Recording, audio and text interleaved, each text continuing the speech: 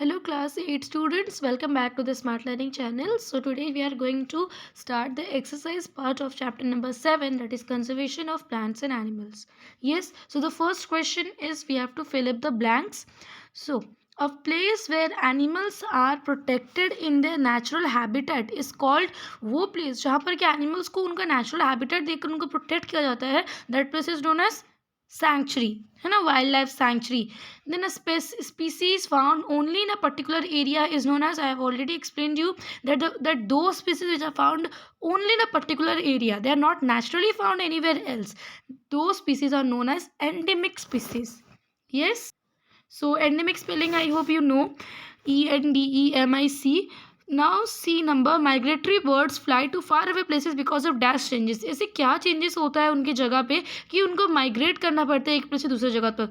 तो obviously climatic changes. Yes, this is the answer of question number 1. Question number 2 में हम लोग को डिफ्रेंशिएट करना है वाइल्ड लाइफ सैंक्चुरी और बायोस्फीयर रिजर्व के बीच में. जू and wild life sanctuary, endangered and extinct species, flora and fauna. Okay, let's see. So differentiate between wild life sanctuary and biosphere reserve. Wild life sanctuary क्या होता है अभी हम आपको समझाया कि this is the area where wild animals are protected and preserved. Biosphere reserve it helps to maintain the biodiversity and culture of an area. Biosphere reserve में सब इंक्लूड होगा, मीन्स उस एरिया का कल्चर और बायोडाइवर्सिटी सब वहाँ पर maintain किया जाता है. और वाइल्ड लाइफ सैंक्चुरी ये बायोस्फीयर रिजर्व के it is the place found in biosphere reserve. ये बायोस्फीयर रिजर्व में पाया जाता है वाइल्ड लाइफ सैंक्चुरी. और बायोस्फीयर रिजर्व में और भी प्रोटेक्टेड एरियाज होते हैं rather than wildlife sanctuaries. Okay, now then zoo and wildlife. What is the difference between zoo and wildlife? तो ये हम ऑलरेडी आपको चैप्टर एक्सप्लेनेशन के टाइम बताए थे कि जू में स्मॉल नंबर्स ऑफ एनिमल्स को रखा जाता है और प्रोटेक्ट किया जाता है, whereas in wild life sanctuary large number of animals are kept and in the natural habitat they are protected. Then next point is that zoo में जो एनिमल्स को होते हैं they are supplied with prepared food, है ना. और in wild life sanctuaries they get their food from the forest only. Animals get their food from the forest only. Clear? Please note it down. Now the next question. Next one is endangered and extinct species. This also you know, endangered species are those species which are going to extinct, है ना, which are going to extinct if we are not if we are not properly protect them, so they can be they are going to be extinct. They are facing the danger of extinctions. Those species are known as endangered species. For example, tiger and elephant, these and many more, these species are facing the danger of extinctions. They are not extinct, but they are going to be extincted if we are not properly protect them. Clear? Or extinct species you all know, that is already vanished from the earth, जिसका कुछ representation ही नहीं है अर्थ में, वो उनको बोला जाएगा species, उस स्पीसीज को बोला जाएगा एक्सटिंक्ट स्पीसीज. वो पहले रहते थे अभी और नहीं है. For example dinosaur, dodo bird. Now flora and fauna. What is the difference between flora and fauna? तो flora is the plants found in a particular place, whereas fauna is the animals found in a particular place. Flora example आप कुछ भी दे सकते हो, जैसे कि हम यहाँ पर 2 एग्जाम्पल्स दिए, साल, टीक एक्सेट्रा. एंड फौना में chinkara and blue bull etc.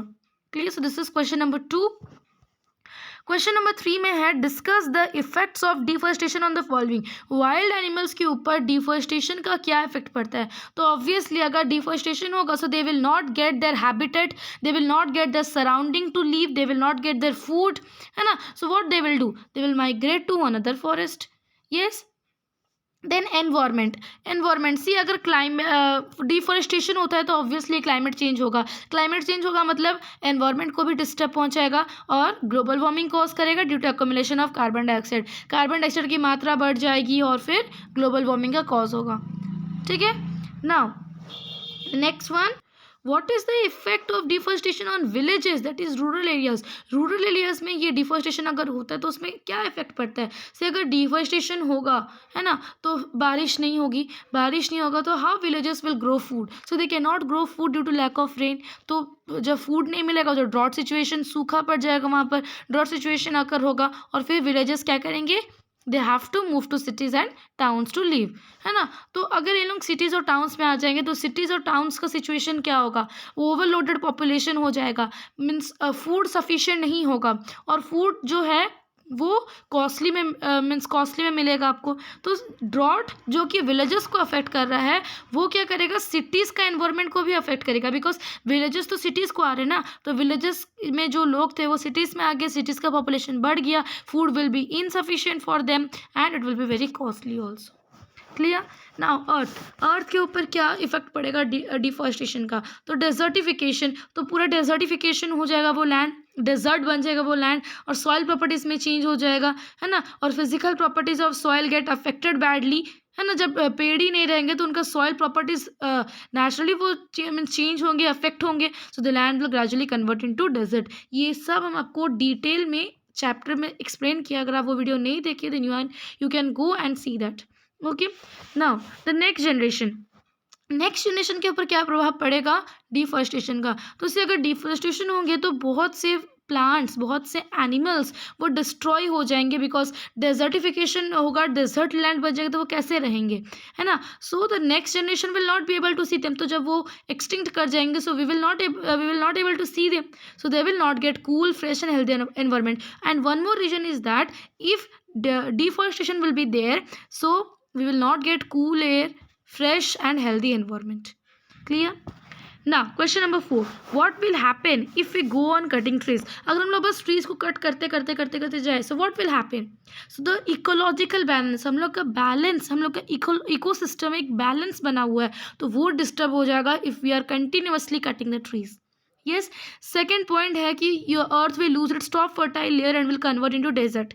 Yes, तो जब पेड़ पौधे नहीं रहेंगे तो वो सॉइल को फर्मली कौन पकड़ के रखेगा, है ना, तो they will earth will lose its top fertile layer, है ना, और फिर वो धीरे धीरे किस में कन्वर्ट हो जाएगा, वो लैंड डेजर्ट में।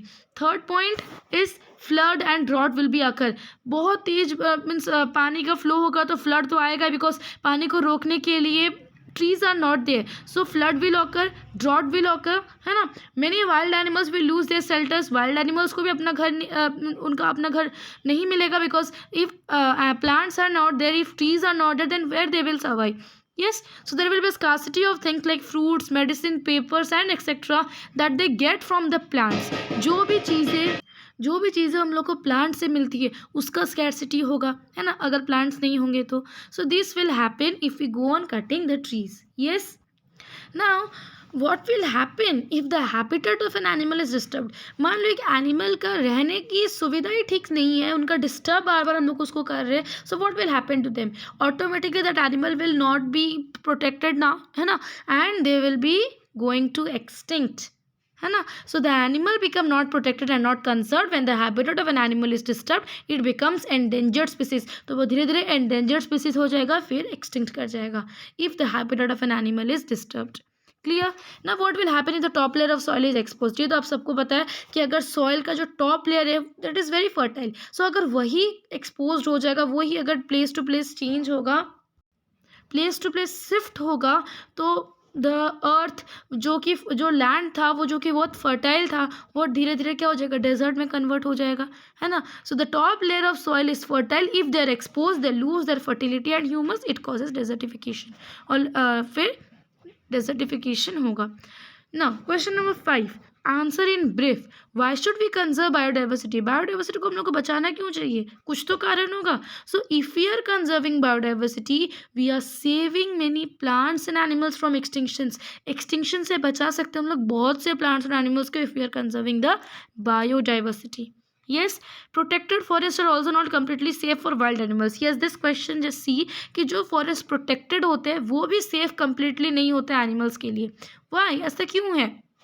Because see, protected होने के बावजूद भी वहाँ पर poaching होता है, means they are harming the animals, they are killing the animals, they are killing the wild animals in those protected areas in large numbers. So it is told that protected forests are also not completely safe for wild animals.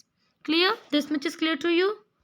Now some tribals depend on the jungle. कुछ tribals जंगल पे ही depend करते हैं। हाँ, because जंगल से उनको food मिलेगा, उनको clothes मिलेगा, रहने के लिए जगह मिलेगा, और भी बहुत से उनके जो रिक्वायरमेंट्स है वो सब मिलेंगे, है ना। What are the causes and consequences of deforestation, deforestation होता क्यों है और उसको होने से मीन्स क्या क्या कॉन्सिक्वेंस, क्या क्या रिजल्ट निकलते हैं। तो डिफॉरेस्टेशन इसलिए होता है बिकॉज अर्बनाइजेशन, आपको बस बिल्डिंग्स बनाने हैं, इंडस्ट्रीज बनाने हैं, तो उसके तो डिफॉरेस्टेशन करना होता है। So deforestation is cause due to urbanization and industrialization. Yes, deforestation का रिजल्ट क्या होगा, डिफॉरेस्टेशन ही रेस्पॉन्सिबल है डेजर्टिफिकेशन का। लैंड क्यों डेजर्ट मीन्स एक फर्टाइल लैंड क्यों डेजर्ट में चेंज हो रहा, डिफॉरेस्टेशन के कारण। ट्रीज रहेंगे तो काहे वो लैंड डेजर्ट में कन्वर्ट होगा। So deforestation is only the responsible for desertification and natural calamities. जितने भी नेचुरल कैलामिटीज हो रहे हैं, फ्लड्स, ड्रॉट्स, इनके कारण भी डिफॉरेस्टेशन ही है। Many species of plants and animals are destroyed due to deforestation. Plants and animals की बहुत से species destroy हो जाएंगे because of deforestation. If we are continuously cutting the trees, then many species of plants and animals will be destroyed. Clear? Now, what is Red Data Book? This you all know. Red Data Book is the record book in which all the record of endangered plants and animals are there. Yes? That is the record book, we can say, that keeps all the endangered plants and animals name details. What do you understand by the term migration? Migration क्या होता है, the shifting, the periodical movement means movement of species of birds from their native places to other places. Why? Due to change in climate, है ना। This is known as migration. वो migration करते क्यों हैं, for breeding, है ना, for breeding करने के लिए, नहीं तो लॉन्ग समर डेज को एंजॉय करने के लिए they are migrating from one place to another. Okay, so the purpose of migration is for breeding, to produce the young ones and to enjoy long summer days. Clear? Next question is, in order to meet the over increasing demand in factories and for shelter, trees are being continuously cut. Is it justified to cut trees for such projects? तो see, इतने demands है ना, तो increasing demands जो बढ़ते जा रहे हैं हम लोग के डिमांड्स, फैक्ट्रीज़ के लिए, शेल्टर के लिए, रहने के लिए जगह, फैक्ट्रीज़ के लिए जो सारे चीज़ें, फैक्ट्रीज बनाएंगे कैसे, तो उसके लिए ट्रीज़ को बार बार बहुत कंटिन्यूसली कट किया जा रहा है। तो क्या ये जस्टिफाई है, क्या ये सही है, इस प्रोजेक्ट के लिए क्या ट्रीज़ को कट करना सही है? नो, कोई भी प्रोजेक्ट हो, but if it includes the continuously cutting of trees, it is not justified. Here it is written that the continuously cutting of trees is not justified for any project. तो क्यों? Because see, we not only cutting the trees, हम लोग बस trees को ही cut नहीं कर रहे, we are snatching the shelter of many animals, birds and other organisms, and the ecological balance is disturbed, and it also causes many natural calamities.